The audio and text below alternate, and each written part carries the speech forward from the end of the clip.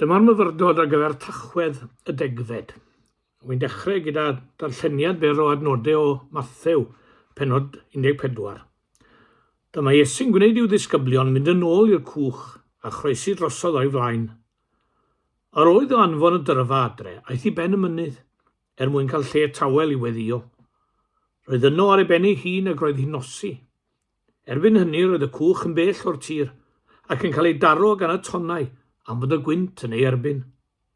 Yna, rhywbryd ar ôl 3 o gloch y bore, aeth Iesu allan atyn nhw, gan gerdded ar y dŵr. Pan welodd y disgyblion e'n cerdded ar y llyn, roedden nhw wedi dychryn am eu bywydau. Ysbryd ydi medden nhw, gan weiddi mewn ofn. Ond dyma Iesu'n dweud wrthyn nhw, mae'n iawn, y fi ydi. Peidiwch bod ag ofn. Arglwydd os mae ti sydd yna, meddai Pedr, gad i mi ddod ata ti ar y dŵr. Iawn, tyrd, meddai Iesu. Yna camodd Pedr allan o'r cwch a dechrau cerdded ar y dŵr tuag at Iesu. Ond pan welodd mor gryf oedd y gwynt roedd arno ofn, dechreuodd suddo a gwaeddodd allan achub fi arglwydd. Dyma Iesu'n estyn ei law a gafael yno. Ble mae dy ffydd di, meddai wrtho? Pam nes di amau? Wrth iddyn nhw ddringo i mewn i'r cwch, dyma'r gwynt yn tawelu. Dyma'r rhai oedd yn y cwch yn ei addoli a dweud, ti ydi mab Duw, go iawn. Wel, mae'r testyn y 12 adnod sy'n adrodd yr hanes am Iesu Grist yn rhodio ar y môr yn pennod 14. 12 o adnodau yn destyn. A mae'r paragraff yn dechrau ar geiriau hyn, gyrrodd yr Iesu ei ddisgyblion i fynydu'r llong ac i fynydu'r lan arall o'i flaen ef, tra fyddai ef yn gollwng y torfeydd ymaith. Yn noson arbennig hon, cafodd yr Iesu gryn drafferth gyda'r dyrfa, gwasgent arno. Yn wir pwysau'r dorf gymaint nes gwthio i lan môr Galilea, ei gwthio nhw i lan môr Galilea. Gorchmynodd yr Iesu'r disgyblion groesi'r môr yn y llong tra byddai fe'n rhyddhau y dorf. Ers y bore bach buont yn ei ddilyn.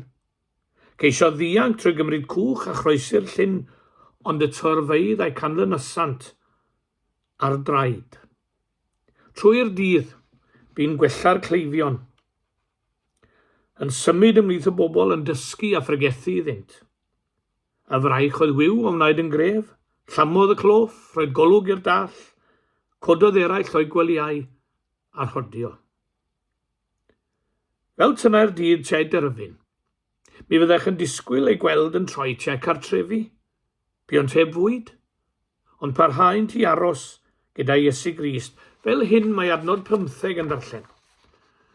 Pan oedd hi'n dechrau nosi, dyma'r disgyblion yn dod ato a dweud, mae'r lle ma'n anial ac mae'n mynd yn hwyr. Anfon y bobl i ffwrdd iddyn nhw gael mynd i'r pentrefi i brynu bwyd. Yna wrth gwrs cymerodd yr Iesu 5 torth a 2 bysgodyn, bendithiodd hwy ar hanodd i'r dyrfa a hwy oll a fwy tasant. Dyna'r ryfeddod arall, a barodd i'r dorf wasgu mwy ar Iesu. A dweud y gwir oedd y sefyllfa yn mynd yn beryglus.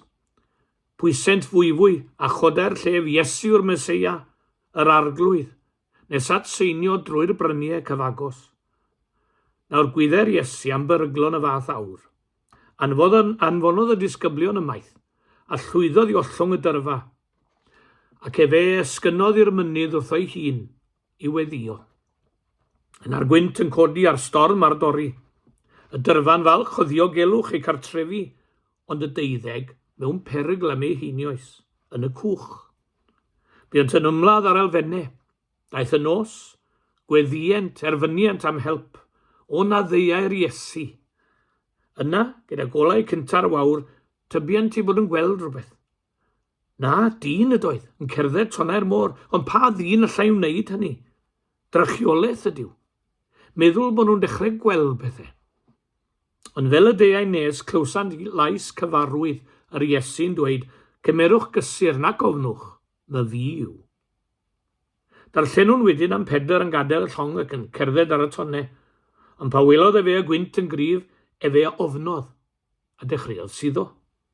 Galwodd ar Iesu Grist. Rhoes yr Iesu law iddo, ac aeth y ddau i'r llong, a peidiodd y gwynt. Yn yr hen hanes am Iesu yn rhodio'r y môr, carw'n gyfeirio at un neu ddau o bethau heddi.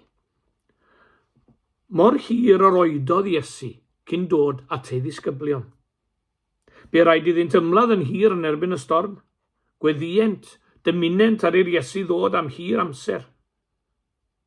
Ac oedodd e cyn dod. Yr unig ateb glywent yw gweddio oedd chwerthin y gwynt a rhy y môr.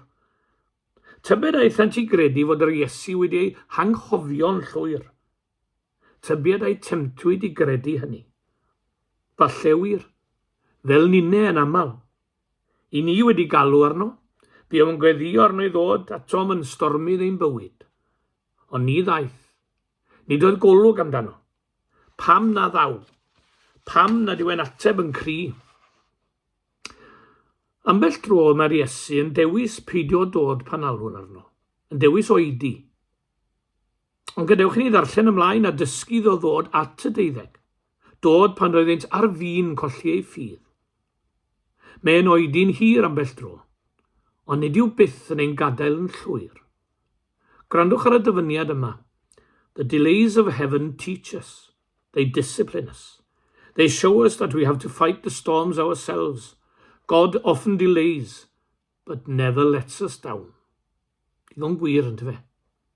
Ezra yn adrodd am Israel yn dychwelyd o gaethiwed Babylon. Biant yn gaeth yno am 70 o flynyddoedd. Cansant ei gorfodi i weithio yno, fel yr o'n nhw'n casau y cyfan. Dynion ifanc a gaeth glidwyd. Biant farw ym Babylon. Plant a aned ym Babylon yn hen ddynion. Treiliasant ei bywyd oll yn erfyn ar Dduw yn ymbil am gael mynd adre nôl i Jerusalem. Wy'n siŵr yn mwy nag un yno wedi mynd i gredu fod Duw wedi hanghofio ac nawr andawau arnynt. Mae e wedi'n anghofio.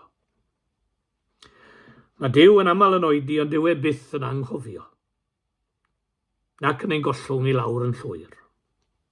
Mae digon o enghreifftiau oedi'r nef yn y Beibl. O'r Testament Newydd beth am stori'r storm a dorodd ar deulu bach Bethania pan fu farw Lazarus. Pan oedd Lazarus yn wael iawn, anfonodd Mair a Martha am Iesu Grist.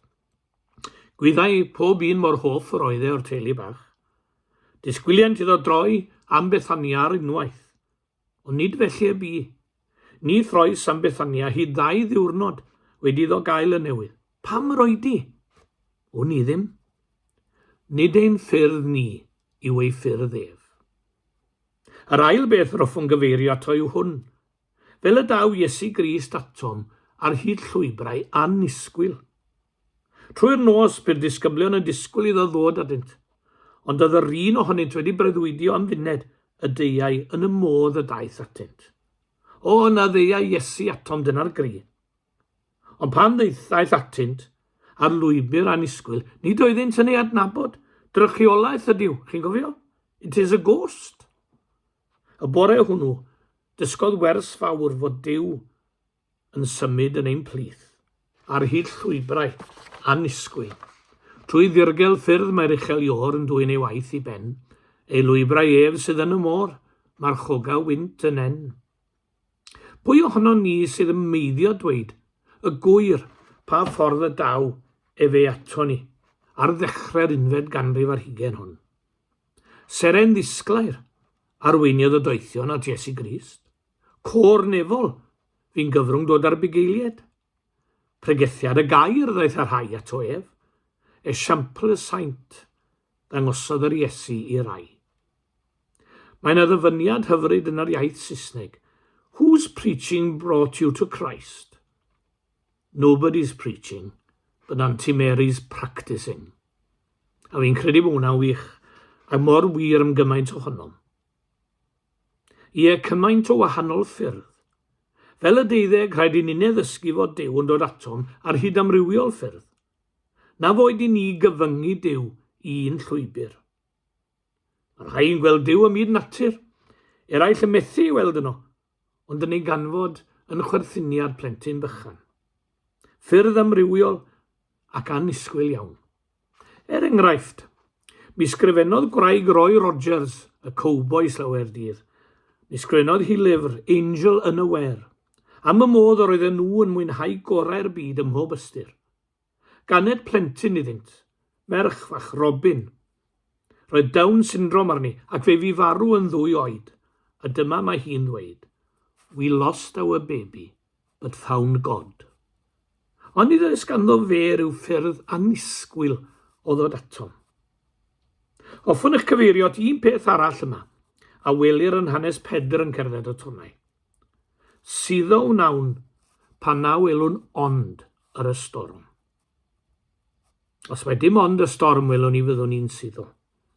Wedi'r 12 ganfod mae'r Iesu oedd yn cerdded y môr, cofiwn ni Bedr fyrbwyll ofyn ag ai fynd at yr Iesu. Nidiodd o'r llong a cherddodd ar y tonnau. Edrychodd ar Iesu a rhodiodd ar y môr, ond fe ddywed adnod 30, pan welodd fe y gwynt, fe a ofnodd a dechreuodd suddo. Munud y troes ei olygon oddi wrth yr Iesu. A hon yw yn stori ni gyd. Tra rydym yn edrych ar Iesu, rydym yn ddiogel. Mae'n ddiogel gennyf na llacangau, na geinios, na cangylion, na thywysogaethau, na meddiannau, na phethau presennol, na phethau i ddyfod, na gichter, na dyfnder, na un creadur arall. Hynny yw, all dim unman ein gorchfygu tra bod yn cadw ein golygon ar yr Iesu. Fel yn hanes Pedr, fe goncrwn ni ar y storm, ond fe goncra'r storm ni. Fe wybu Pedr am y 2 brofiad, concwerwr tra fe dychau ar Iesu, suddo o droi ei olwg oddi wrtho ef. Sut y gallwn ni fod yn goncwerwyr? Efallai dysgwn wrth rando profiad un George Matheson. Mewn storom bersonol enbyd a oedd yn bygwth ei ffydd, teimlai fod gwyddoniaeth yn tanseilio y ffydd Gristnogol, cafodd brofiadau personol chwerw hefyd. Roedd am adael y weinidogaeth, ond roedd rhywbeth yn ei ddal yn ôl. Mae ganddo emyn enwog yn dweud ei hanes, "O love that wilt not let me go." A mae yna gyfeithiad Cymraeg. Dywed iddo deimlo fod yr emyn wedi dod iddo, yn ytrach na i fod wedi meddwl amdani. Dyma fe'n adrodd y stori yn ei emyn, rhif 214 yn Caneuon Ffydd, 214. O gariad na am gollyngu i, gorffwysfa fenai dynod sydd. Yr einioes roddaist cymer hi, a llawnach glanach fydd ei llu yn deigion dofn a fydd. O lewyrch yn fy nghalon sydd fy nghanwyll, o lewyrch yn fy nghalon sydd fy nghanwyll wan a rof i ti. A golau benthyg hon a fydd yn twynu loiwach decach dydd yn dy gleiar heilwen di. O wynfyd pyr am cais drwy fraw, ni allaf rhagot gaif ymron. Rwy'n gweld yr enfys drwy y glaw, yn ôl da ddewid, gwn y daw, diddagrau fore llon. O groes a gwyd fy mhen y nawr, ni feiddiaf ddeisydd dochel di. Mi fwria falchder foes i'r llawr, a thardd o'i lwch a gwrido wawr, fy mythol fywyd i. A law yn llaw ar Iesu a'i carodd mor fawr, y cerddodd George Matheson ar y tonnau, byth mwy i suddo, y concwerwr. Yr unig ffordd i goncro'r storm, i wedrych ar Iesu. A chofiwch eiriau adnod 32, ond dwi'n terfynu yn Iesu'n ardderchog nhw, pan aeth i mewn i'r llong, peidiodd y gwynt, mwyn ei enw.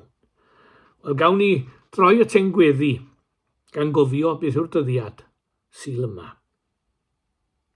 Ar Sul y cofio, diolchwn i ti am bob dim sy'n gwneud bywyd yn werthfawr a diogel a bendithiol.